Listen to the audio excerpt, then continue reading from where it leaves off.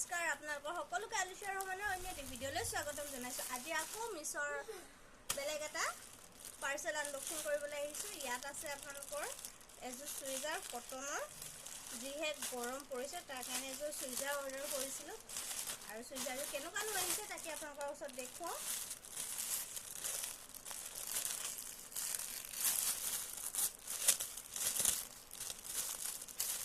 কোনে কি কৰি আছে ক'ব, আপোনালোকৰ খবৰ কেনেকুৱা। এইফালে এখন কটনৰ ধুনীয়া দুপটা এখন, বেছি বহল নহয়, এয়া আৰু এইটো ধুনীয়া কটনৰ এটা কুৰ্তি, লাইট পিংকত আছে, দেখিছেনে।